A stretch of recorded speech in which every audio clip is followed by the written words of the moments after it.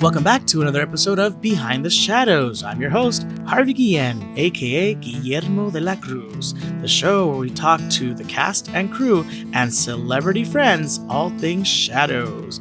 Today's guest is our favorite next door neighbor, Seany. It's Anthony Atamanuik, and we find out what the broies bro drink at Nausea's would be, bro.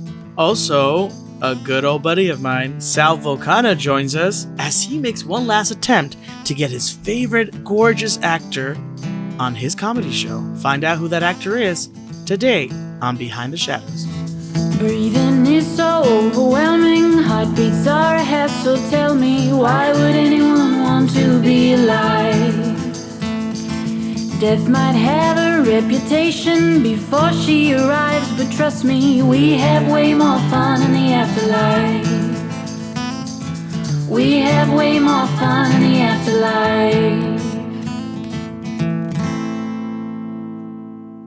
afterlife. First up, here's Anthony.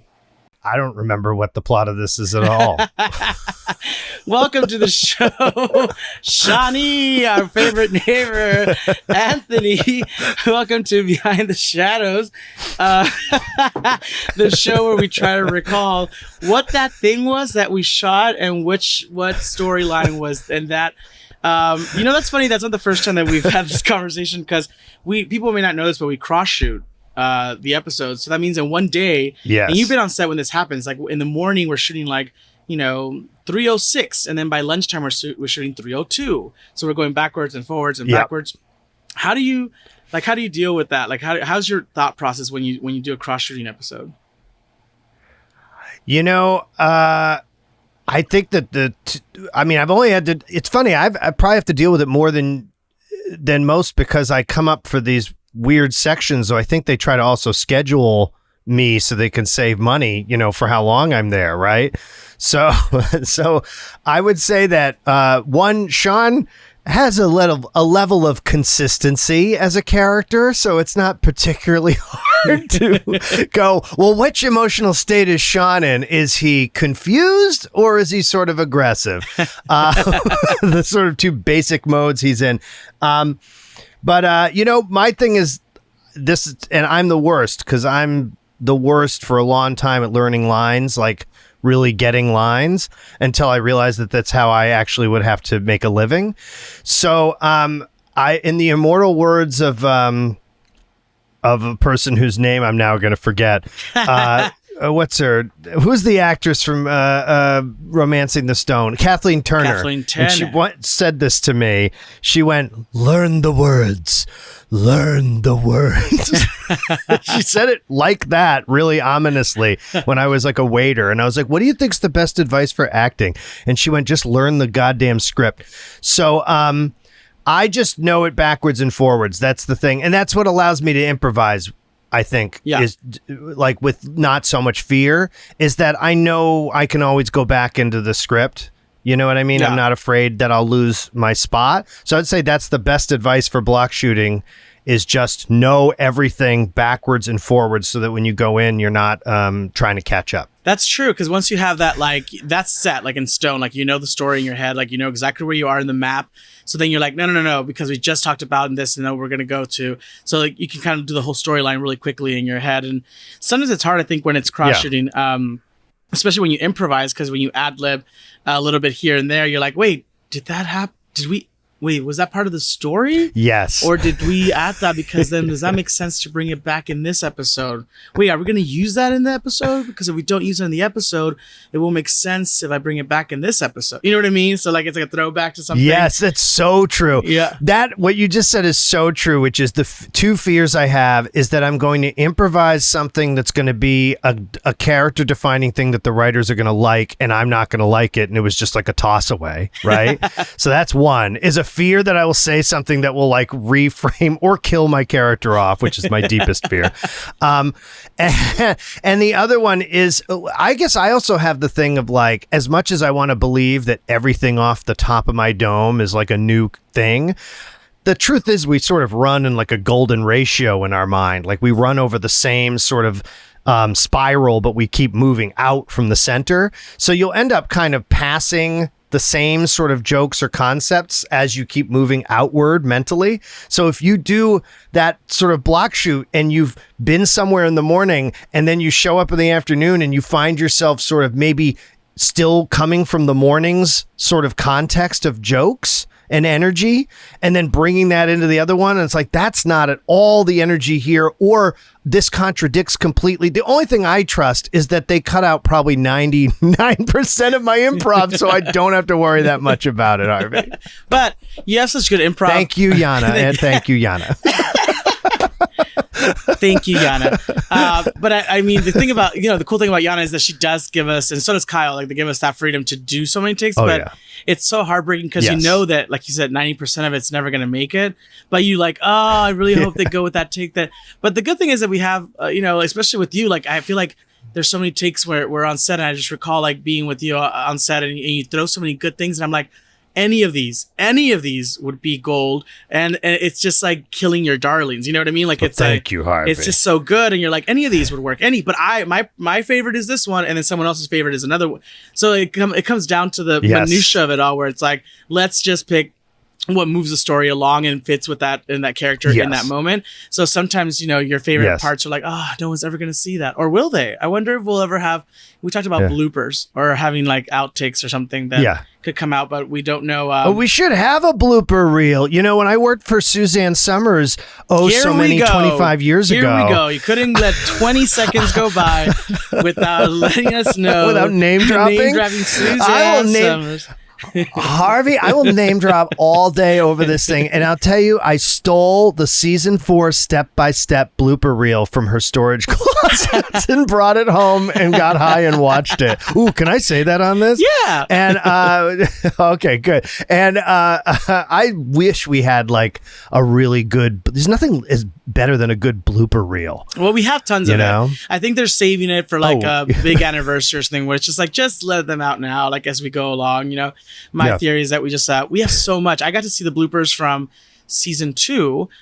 We were gonna maybe display a little bit of it, and then at the last minute they're like, no, let's save it, and so we kind of like put it in the back burner, but I got to see some of it. Really? And so I think whenever it does come out, it's gonna be like all at once, and get ready, you're gonna have to put aside like a whole weekend or something, because it's gonna be good. Well, I also like you're like this, I feel like, is that you're someone who at least this is my outside observation, in terms of improv and doing scenes over and over, is I find like I see you work in the way of sort of like each time is this sort of new improvement on the last take, well, plus adjustments or whatever people make, but sort of really finding the comedic sort of balance between the material and making sure that it's funny and natural, and watching that you sort of grow a little piece of a move each take. I'll watch you sort of grow a move until it finds it'll like sort of come up from the soil, and you go, oh, there it is, and then you see you move in that. But so much of it, to me at least, I don't know how much of it, I presume it's improvised. And I thought that in the wedding, well, I always keep talking about this, and it's like, it's probably not even in there, but just doing the like figuring out the physical comedy with you and that very brief bit where we intersect with each other, and each time it's sort of changing and shifting, those things are so much fun to me. Sometimes it's not even saying something. Sometimes it's just realizing an incidental move says so much. Yeah. A hand movement, a body movement. And I think people forget that improvisation is not just of the mind, it's of the body and behavior as well. Mm-hmm. As an improv teacher, former, I should say. And so I mean, everyone's so, it's a pretty amazing thing to have such an all-star. Now I would say not since 30 Rock. And of course I was nobody, I was just a little extra there, but the same level of play, like 30 Rock had so many improvisers that you would just see things go in different directions. There's some of that vibe on Shadows, of that energy of just everyone can go anywhere. And yeah, I mean, Kyle and Yana just, they'll let you go until, sometimes Kyle will come in and tap me on the back and go, okay, we need to get a little bit of the script out of this one. We need to move on, dude. We need to move on. We got a day to make. No, but it's true though. I think with me, it's like, because Guillermo's, the straight man in the show, which is like Yeah. hard to play as with all these characters that are bigger than life and so wonderful and almost like a farce. It's almost like it's so great to be around that energy, but it's so hard to contain Guillermo, to keep him into like, he has to be grounded, but he has to be funny, but he can't be too broad and too big. So it's like you said, exactly that. It's like I plant the seed and it's like we do a take and I water it, and it's just like slowly, because then I have to see what their interaction with him is going to be, and I have to see what they're going to give him, because if everyone's screaming at the top of their lungs, it's not gonna complement the scene. It's going to be like, if they're up here, then Guillermo has to stay steady and like complement them from down here into like leveled up. Otherwise it's just too much friction. It's just two parrots going back and forth, and so I feel for me it's like I planted, you're exactly right, the seed sprout, there it is, and then are we comfortable with that level, and then we land on it, and then it's like, okay, great, and now we can like take it anywhere we want or do adjustments and stuff, which I think is good for the scene. I think that's what keeps the rhythm of it going. I think that's what the dynamic of the characters mesh so well with each other because of that. Yeah, well, and I mean, of course you need balance. What is it? You need acid to balance out bases, right? You need, in cooking, you need all these different things to sort of make the flavor balance.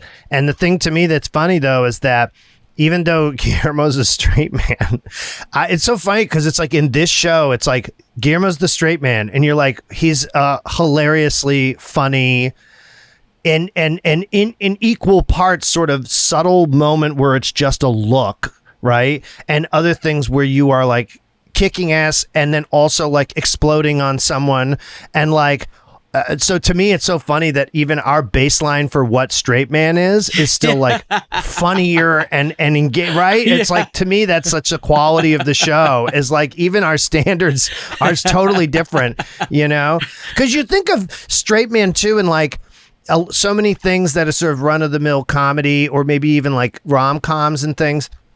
And so much of it is more this, generally, especially in the 21st century, a sort of like someone put a little shit under their nose, and they're just always like, they're just like always sort of just like not having it. And you're like, I don't think straight man meant disappointed. Yeah. I don't and disgusted. I don't know when that became the standard. The standard and the definition of a straight man. It's a little bit of shit under your nose.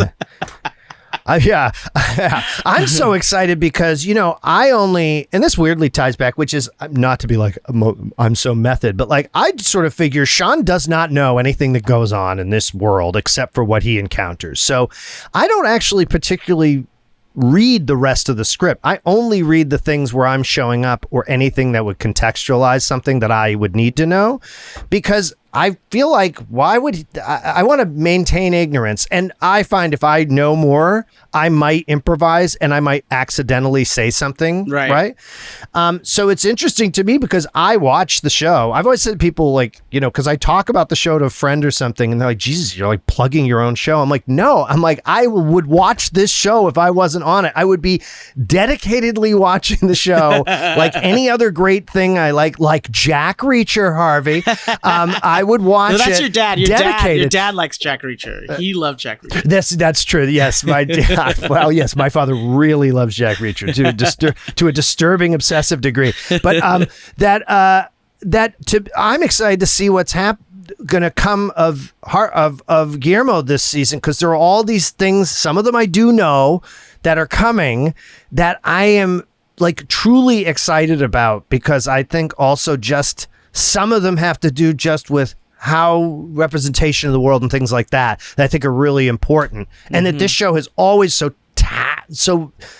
hilariously and smartly woven that thread for a show that's not referential, really. Right? Like there's really little reference. Although they did do a reference, right? Didn't they do one in like 3 or 4 of this season? They referred to something that happened in the last year, and they like justified it in the Vampire War, and I can't remember what it is. Maybe I should have written notes before I came on to do. Oh, well, in the beginning of this season, we had like things that happen around the world that kind of like may have been attached. That's what it was. Like may have been attached to by accident to Nandor's travels around the world that might have caused like chaos or something. Yes, that's what it was. Yeah, something like that. We also had like on season 2, I think it was, or was it 3, where Colin Robinson parks his Cadillac sideways or horizontal on the what is it, the freeway? What's that? The Brooklyn to Manhattan. Yes. What do you call it? Yes. Not the Brooklyn to Manhattan. It's not the Brooklyn Bridge. The Queensboro Bridge. The Queensboro. I think it was the Queensboro Bridge. Yeah, blocking all traffic. Just like. Oh no, it'd be the Verrazano because it's from Staten Island to Brooklyn. Okay, that's what it is. But I know now what it is. It was the tanker. It was your shipping tanker getting caught in the Gulf. Yeah, that's what it was. We have way more fun in the afterlife. This podcast is sponsored by BetterHelp. Throughout my personal journey and professional career, life has had its fair share of tricks and treats. I wouldn't be where I am today if I didn't have access to therapy to help me through those tricky experiences. BetterHelp has made therapy accessible. BetterHelp Online Therapy will assess your needs and can match you with your own licensed professional therapist in less than 48 hours. If you ever considered therapy but thought getting started was too complicated or expensive, I assure you it's worth it. And BetterHelp takes all the stress away. You can schedule weekly video or phone sessions so you don't have to be on camera if you don't want to. And getting therapy every week is easy as a few clicks on your laptop or phone. So many people have been using BetterHelp that they're recruiting additional therapies in all 50 states. And they have a special offer for my listeners. Get 10% off your first month at betterhelp.com/shadowspodcast. That's 10% off your first month of online therapy at betterhelp.com/shadowspodcast. Now back to the show.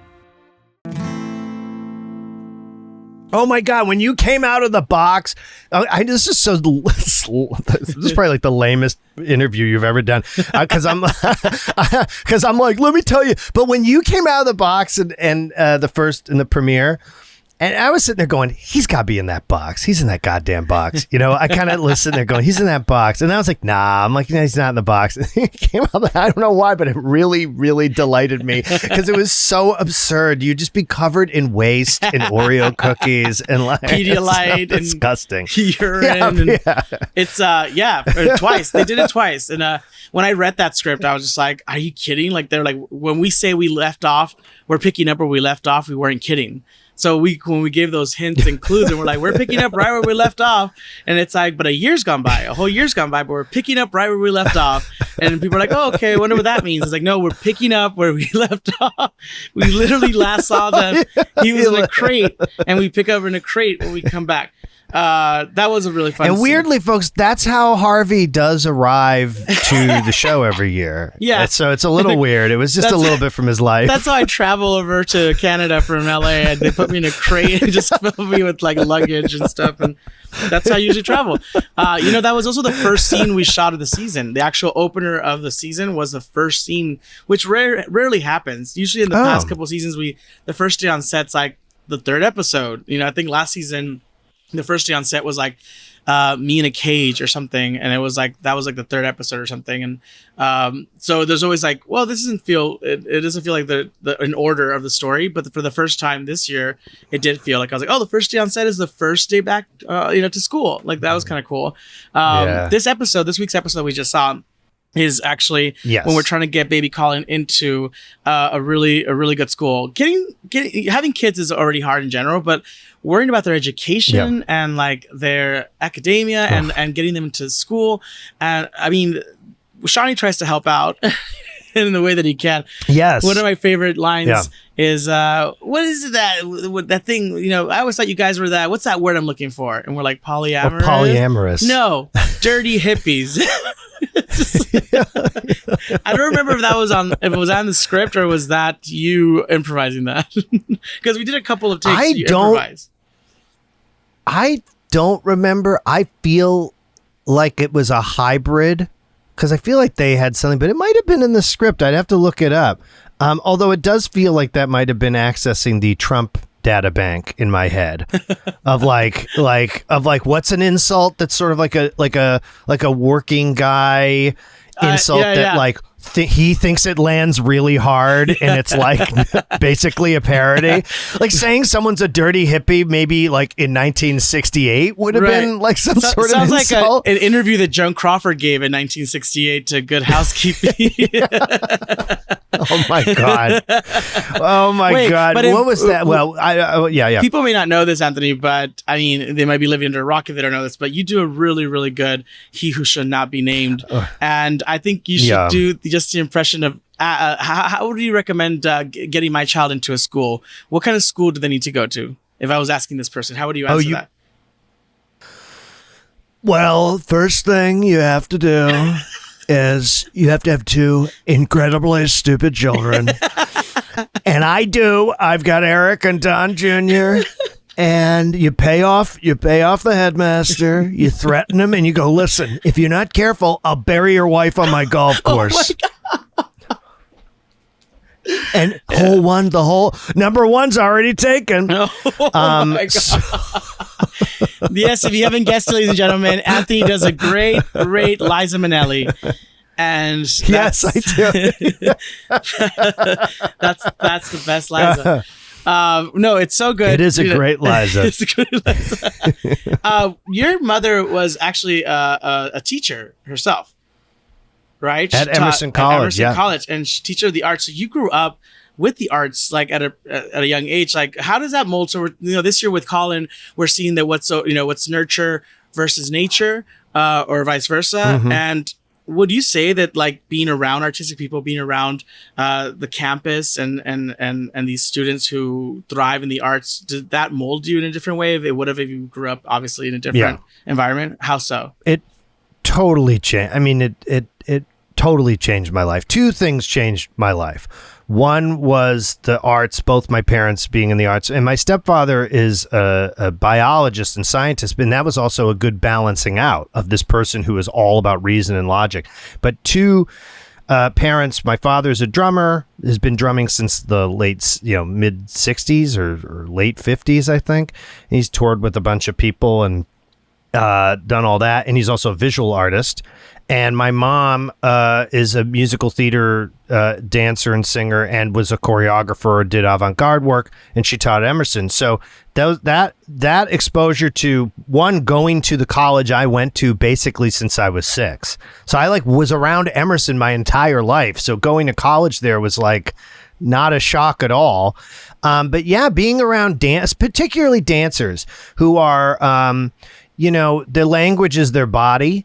And the way that they move and communicate, but also, let's face it, I mean, I was sitting with college, this is probably inappropriate now, but I'd be 10 years old, hanging out as they were changing and talking and yelling and swearing. And, I grew up pretty fast too, in the sense that I was around a lot of, my father would take me to these art openings. His friend David Kelly, who's a large mural artist who now resides in Texas, and he does, 30-foot tall murals, right? So my life bounced between going to loft art parties when I was 8, 9, and 10, and going to Emerson and watching rope dances and people doing cutting edge choreography. This was sort of my and I sort of went, well, I want to be funny. That's kind of what I want to do.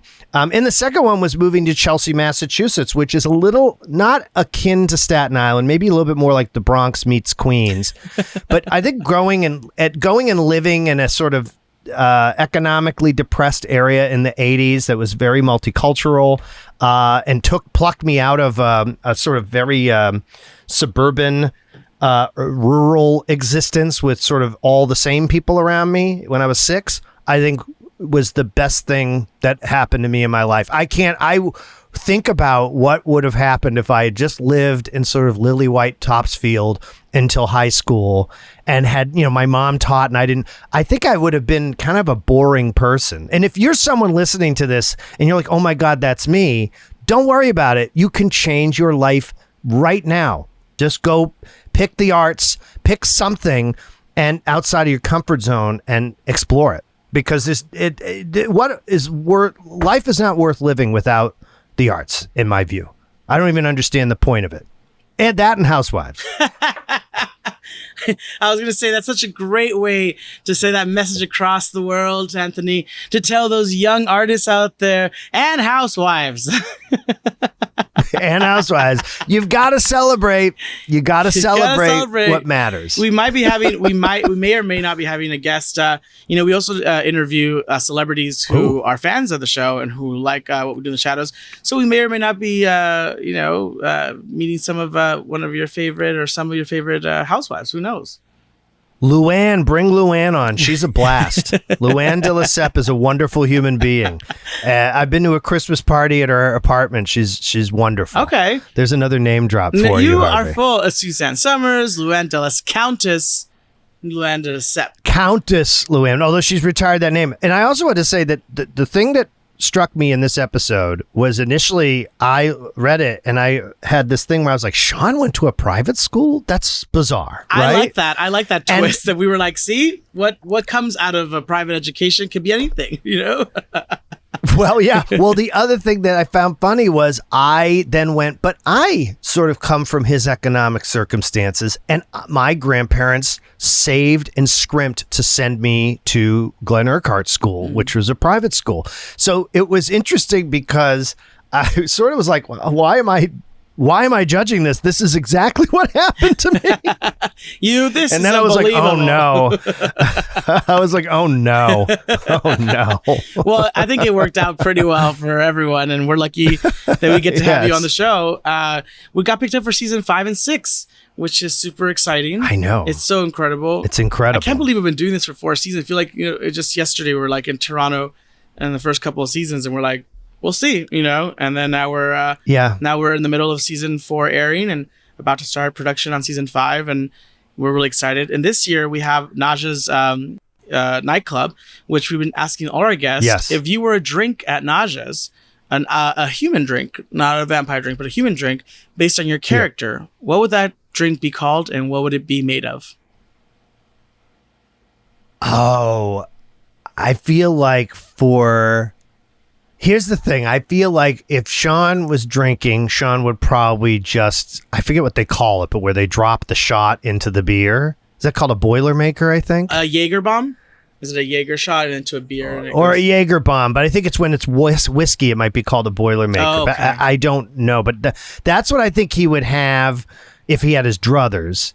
But I personally think he would order a Tom Collins because I think that his grandparents probably drank that and thought that was a classy drink, and that's his understanding of a classy drink, and it's a male name. Yeah. So it's like, I think for Sean, it would be like, I want a Tom Collins because it's like a man's name and it sounds like a drink. Yeah, nothing too fruity. And I think he thinks the Ocean's 12 people would drink that. Someone in nothing too fruity. Even though there's a big cherry, in a Tom Collins. Even the obvious But that's the thing about Sean. That's the thing about Sean is that his through slight improvisations, have forced Sean to not be a closed-minded homophobic bigot, and that's been one of my great achievements. And what a treasure he is to us for being that. If only everyone in the world could learn Shawnee's ways, I think we'd be better off. Oh, yeah. Right? I know. Well, I know. Anthony, yeah. I want to thank you so much for coming on the show. We love having you. And I'm so excited for this season and everyone to see the rest of the season. So keep watching the show. Yes. Is there anything you want to tell the fans who have become a total Sean stan this season and the past seasons? Anything you want to tell the fans who just love Shawnee? Well, for all 5 of you listening, I want, but you know what? I'll say this. I think that you're going to continue to be surprised by Sean's emotional complexity. And even though it's slight. And thank you. I mean, I love the fan art, so I'm always down for any fan art. I don't care if it's not suitable for work viewing. I don't care. Like, you could do whatever you want. I want in on that party, whatever it is. So feel free to fan art me out. And also, if you do love the improv part of things, here's my plug. I do a podcast called The Phony and Collie Show with my friend John Gemberling, and we improvise. I mean, we do a lot of talking and sort of stuff, and it's about a phone call with two friends, but we improvise too. And we always do unique, interesting stuff. So check that out wherever podcasts are. And I love working with Harvey, and I'm hoping Harvey's in Jack Reacher too, but I bet he can't say. And that's all the time we have for today. Thank you so much, Anthony, for joining us. But actually, yeah, make sure you follow Anthony on all socials. Where can they find you, Anthony? On Twitter and on... Oh, yeah. You just look up my name, Tony Atamanuik, Atamanuik, or just follow the Phony and Collie Show. Just do that. There you go. We'll see you next time. We'll see you later. Bye. Okay. We have way more fun in the afterlife. If you haven't heard already, it's Smooth Sack Summer. That's right, this is the summer to keep your balls cool while still looking hot with Manscaped. The leader in below-the-belt grooming is making sure we all have a ball this summer by giving our pants partners everything they need to stay fresh. Dive headfirst into Smooth Sack Summer by going to manscaped.com for 20% off plus free shipping with our code SHADOWS. The Manscaped Performance Package 4.0 has everything you need to prepare that summer body. Inside this package, you'll find their Lawnmower 4.0 trimmer, Weed Whacker ear and nose hair trimmer, Crop Preserver ball deodorant, Crop Revival toner, Performance boxer briefs, and a travel bag to hold your goodies. Did I mention this trimmer is waterproof too? Beach, lake, or shower, this razor will devour even the strongest eternal pubes. Get 20% off plus free shipping with code SHADOWS, manscaped.com. That's 20% plus free shipping with code SHADOWS at manscaped.com. It's Smooth Sack Summer, boys. Get on board or get left behind. Welcome back. I'm really excited for our next guest. It's the one, the only, Sal Vulcano. All right. Welcome to Behind the Shadows, our dear good friend, Sal Vulcano. Hello. How are you, buddy? Good. How are you? Good. Go. I'm so excited. I have so many things to talk about. Go. You go first. No, same. I was I have a t-shirt on and I was wondering if I was underdressed because I've seen old episodes and I have to tell you, your outfits on these are amazing. I've loved everything. It's just like, it looks like you're going to an awards show sometimes. And I'm like, oh my God, should I put on a button down or something? This season we're more laid back and loosey goosey. I mean, I'm wearing a mesh shirt, but still, it's a collar. It's still dressed up. But we still have fun with dress up like the event or whatnot. I love it, which is fun. And every season we switch it up. But yeah, that's so funny because someone else said the same thing, and I was like, maybe you shouldn't have to dress up. You just come as you are, just like I like dressing up sometimes. So, and today I'm wearing mesh, so I love just it. For you, summertime vibes. I'm so excited to have you on the show. First of all, we're so excited that you're in this week's episode. Not as excited as I am, I'm sure. Wait, tell us. So are you a fan of What We Do in the Shadows? Oh yeah. For me, it went back to, I had seen the movie when it came out. At this point, it has to be 8 years ago or something like that. And then when the show came out, Q was the one who told me you better get on this show now. I knew it was coming out, and I was like, totally want to watch it. And then Brian Quinn, I should say, my buddy who is on the show that I do, he was like, you have to, it's the best thing ever. And then I went over his place and he rewatched with me and we just binged the whole thing. I've been hooked ever since. You guys are the funniest thing out there, really. I love the show because you're all so funny, but also so likable and lovable. I don't know. Your show is the show that makes me laugh out loud the most. Oh wow. Yeah. That's a big compliment coming from, you guys' show. I have to say my mom, my whole family is such a fan of the show that it was so funny to tell them, I was like, get to me in the show. And my mom, who was Spanish speaking, she's like, oh, el de. And she's so excited. So the idea that Brian got you hooked on the show, which both of you I've been lucky enough to meet and are so lovely and so wonderful and so talented and funny yourselves. Who is the bigger fan though? If Brian got you onto the show, would you say you surpassed him as a fan, or is he still the number one fan? Because he was on the show last season. Yeah. He was on our after show. Yes, I knew that. I think that I probably took the lead now because I've appeared on the show. Oh, So I'm not, I'm just saying I am now in the universe of the show. But I was thinking about this today, but this is not giving anything away because it aired 2 days ago, right? Yeah. But I got my neck snapped by Laszlo, and like I didn't know I was definitely gonna do that going into it for sure. It's like an honor to get murdered. But then I'm like, oh my God, like I want to be able to come back if they ever need me. But I guess maybe like the writers can get creative and like someone snaps their fingers and I can come back, right? No one dies. No one truly ever dies. That's what I always say. Like it's always like no one ever really dies. I mean, yeah, it's just a matter of time. I mean, we have witches, we have warlocks, we have fairies this season, we have gnomes, we have necromancers. Anything is possible in this world, which is really cool because anything, all you need is a spell. All you need is like an old legend that comes to life. You need a spell book, whatever is possible. So the idea that you came and played with us, it's such a cool episode. We're trying to get baby Colin into a really good school, which I don't have kids, but I can't even imagine just raising children, period, of trying to get them through academia and like trying to get them to the nicest schools. And baby Colin's growing at an alarming rate. And we have to go through this private school. And in the episode, Laszlo brings you over and introduces it. This is my friend from, and what does he call your show?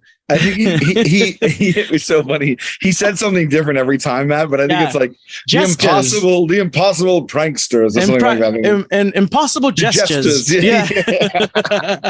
Oh my God. I had the whole time. I was like, please don't be the one to laugh because like I only have a few lines and stuff, and I so wanted to improvise with everybody. I got lucky enough to be, obviously Colin Robinson wasn't there in the scene, but I lucked out in the fact that I got to be in a scene with all of you, which was so rare. Insane. I know. It's so rare. I guess in the episode, they're trying to get him into a prestigious charter school or what have you. Mm-hmm. And so they have I guess the dean or whatever from the school, they want to impress them by knowing some Staten Island celebrity. So I play myself as the last minute pull for a Staten Island celebrity, which is pretty accurate. I guess Colin Jost and Pete Davidson weren't available or anyone in the Wu-Tang Clan. It falls to me. Which is, people may not know this, but you were born in Staten Island. You are from Staten Island. Yeah, I'm here now. I'm here right now. Right now, as we talk. Another cool thing about the show is just like, I love that it takes place in Staten Island, but it's not even like, you don't for the most part lean into any like Staten Island tropes too much. It's like its own thing. But unless except your neighbors, the guys, the couple that you went to Atlantic City. Anthony. Anthony, yeah. They're really funny. Which we just had. So it's great that you guys are both in this episode because it's rare that you get us all together in the same room. And I just remember when you walked on set, you had this smile on your face of just like literally, I mean, walk me through the experience. Walk me through the beginning of like finding out that you got the part and being asked and all of that. How did that feel? How did that come to be? So whomever reached out, someone there, even like I was just so lucky that they asked me versus even any of the other guys. Right? Yeah. And they were like, oh, what we do in the shadows wants you to do like a small walk-on role. And I was like, immediately like, are you kidding me? Like, it was like a bucket list thing, like there's like, and so I'm like, absolutely. And then I'm like, nerves, because I love the show so much and I respect, like, you guys are so good at what you do and everything. So I'm coming into your world. So there's nerves. But the best part was like when I arrived, like, it's just like anything else. Like you put into the universe on the stage, like on the set. And actually it was so like cool because the house is built like it's fully like, it's not like it's once like almost like you would think of a sitcom where it's like one thing is here and the next set is to the right and it's just all on one level. Like, you guys had down the hallways, like it actually was the house built out like on the soundstage. And it was like, it was so immersive. Mm-hmm. And just walking and I'm like, oh, that's where this happened. That's where this happened. Oh my God. And it is so detailed that it's unbelievable being there in person. If you just close your eyes and open them inside that place, you would think you were there. Yeah. It's so cool. Our set designers, have gone above and beyond for the last like 4 seasons. And it's just like, from Bunch to everyone who's worked on it. It's just like, when you walk around the set, I've been there for all these years, and I still find things on the set that are brand new to me. Like I still find things, and I'm like, what is this? And like pull it out of the shelf or just some or little something, detail. some little detail that you would have like passed by a million times, and then you just stop for a second because for some reason that scene has you in that corner holding still for a second, and you look up, you're like, is that a wood carving of a gnome spitting? Like what? Like it's like, just like you look at it and you're like, what is this? And it's like the craziest set, the most immersive set. It's so creative and wonderful. And you were so nice enough to like you just said, I think you saw it on my face, and I'm sure you have things to do all day long, and you guys they're filming in another room and they're like, keep it down and this and that. And I know you have stuff to do, but you were so generous with your time, and you took me to through the whole thing on like my own personal tour. Yeah. And like you really were generous with your time. I really appreciate that. I mean, it's like, I always feel like maybe it's the hospitality of being Mexican, hospitality of me, that it's like when you come to someone's home, you welcome them, you give them a tour, you ask them if they want anything. Are you hungry? Do you want anything to eat? Which we have like, obviously we have a crew and PAs who do that, but usually it's like when you get there, it's like, that's what I do. Even if you have stuff to do, I feel like I take it upon myself just because I know what it's like to be on set and be the first, coming into a train already in motion, or coming into a new school and being the new kid at school. And the last thing you need is everyone having their already cliques and already making the lunch table seem like it's not inclusive. And so what I try to do on our set is everyone's included, and everyone's included. So the second you walk into set, we welcome you, or at least I welcome you. And like, I'm just like, to the part where it's annoying. It's like, if it's a cold day, it's like, do you want hot chocolate? It was great.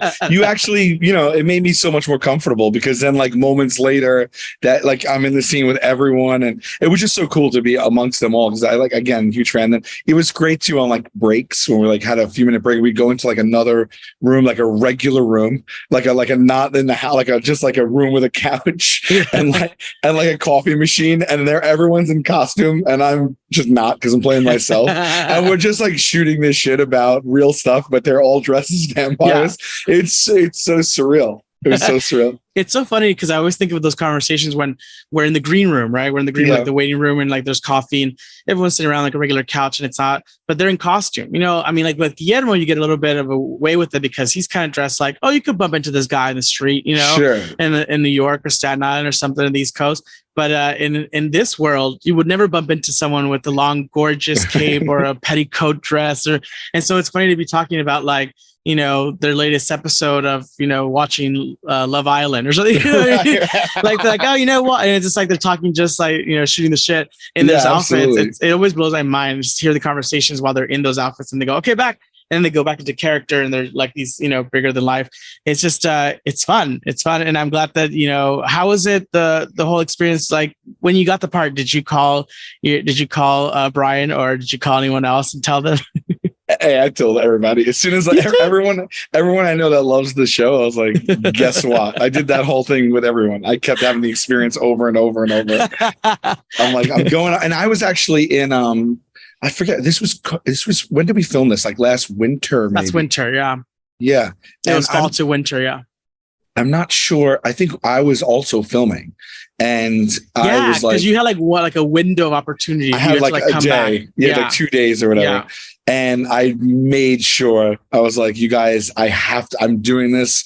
I'm not saying no. So figure it out. Like on my own show, I'm like, figure it out, because I'm doing it. I love that you left your show, a highly successful show that's doing wonderful and has movies and whatnot. And then you're like, figure it out. I'm going to go do this show. I have to go do this show.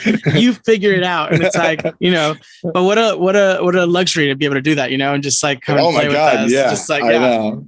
I would say, well, if you were to make the characters from Shadows, and it could be in Impractical Jokers, which, by the way, my mom loves, who do you think the characters in Shadows, how would they do? Who'd be like the biggest prankster? Out of those guys, I mean, I would assume Laszlo. I would assume, right? Yeah, I think I think Nandor is not too hip, Yeah. And I don't know. Well, then again, maybe Nadja too. Colin would be horrible. He would He'd ruin the tape. He would ruin the tape. It's a comedy. Colin Robinson, like he'd just be like, there'd be like people on the street just like looking at him, like, you know. Well, if they weren't in character though, who of the actors do you think would be really great at it? I think Kayvon would be so great too. Yeah, he does absolutely. so many good character voices and stuff. Yeah, I mean, I would. Oh my God, you're talking about dream scenario. Actually, this is kind of apropos, and I'm hoping that. I mean, this on our end, this is a done deal, and I relayed that everything to to my crew, but we're hoping to have you on our show. Oh, okay. Yes, absolutely. Did you not know where I was going with that one? I'm like, okay. Well, we could actually make it, a reality. Because we can make it a reality. I spoke to you a few weeks ago, and I hope that you come on the fall. And I think that if the window is good, then you're gonna come on. I hope we're all hoping. Then I'm if the window's allowed and the window's open, then I'll fly like Peter Pan through it. Yeah. So I'm psyched. I mean, like, that should be great. I mean, yeah. We have way more fun in the afterlife.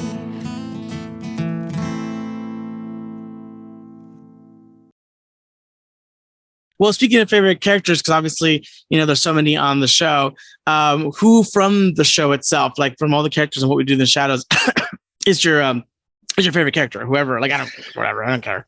I mean, you have such a huge rotating cast of like recurring characters, and between Nick Kroll and Kristen Schaal, she's like the guide, and I was just trying to catch up on this season, and I started episode 3 where the nightclub finally opens. Yeah, and I'm waiting to see if Richie Suck shows up or not. But because it made me laugh so hard, like Richie Suck was the funniest thing, and so I'm like, I didn't get ahead enough to see if like who's playing it, but I'm like so excited for that character. Or does it?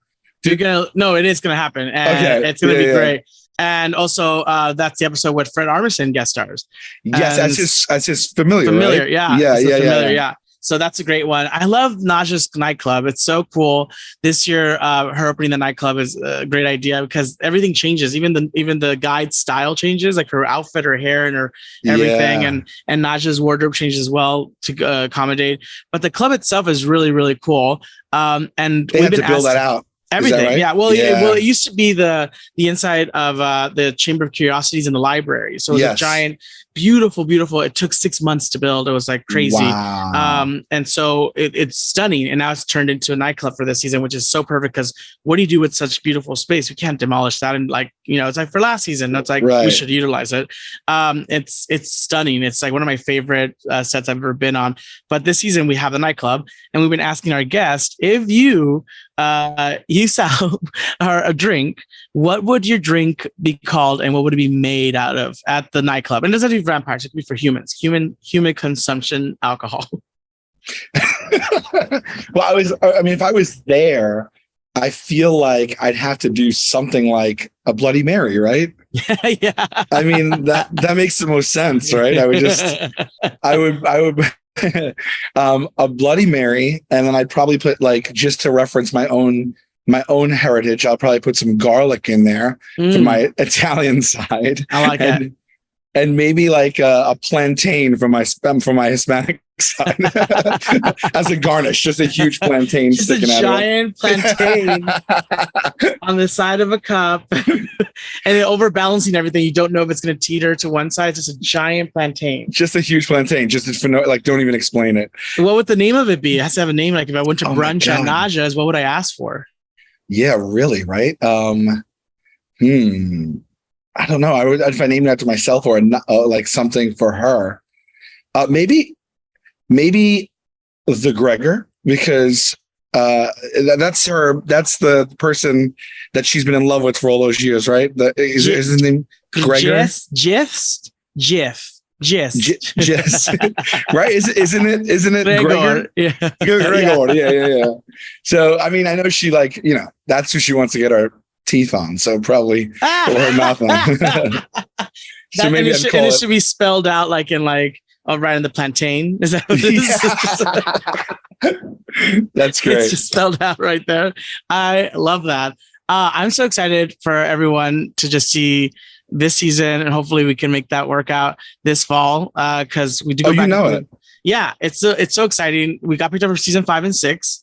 So you'll Oh be my happy God, to know. congratulations. 5 and 6 are on their way. So you have to kind of just walk by the writer's room at some point and just be like, No. wouldn't it be fun to bring them back from the dead and just loft it out there and see what happens for me? Yeah. You know? And they keep telling me like, Harvey, you do this every time. Like keep walking. Like keep walking. Be like, you guys, it's so weird. I was just walking. Hey guys, what are you guys doing in here? Anyways, I was just talking to Sal. It's so funny. I was just talking to Sal the other day. We were saying like shooting the shit. And he was like, wouldn't it make sense for him to doesn't it make sense, guys? Doesn't it make, hey, get your hands off of me. No, but we really, I mean, everything's possible in this world. We love having you on the show. You were so wonderful, and I'll never forget your face. And that it was a kid in a candy store. It's quick. Believe it's quick. I only have like a handful of lines, but but we have a Rolodex of celebrity friends and guests who want to be on the show. Who want to be on the show. And we just can't make it work because it wouldn't make sense if we put everybody who wants to be in the show. The show would be like, it doesn't make sense. What? For sure. So the fact that it worked out, it's just like, it is like you said, like it's just like that nice like Willy Wonka ticket where it's just like, come on board. And I felt like it was I was taking you down the chocolate river. Yeah, that's what it felt like. I felt like you were taking me through like something like a Wonka factory. It's like we even went upstairs and everything. It was so cool. And we rarely shoot upstairs because it's just for decor and for visual. Yeah. But I don't give you a half-ass tour. No, I you give do you not. I give you the full-ass tour. And I give you the tour. When you sign up for a Harvey tour, you get a full tour. All right. I lucked out in so many ways, right? You gave me the tour. I was in the scene with all of you guys.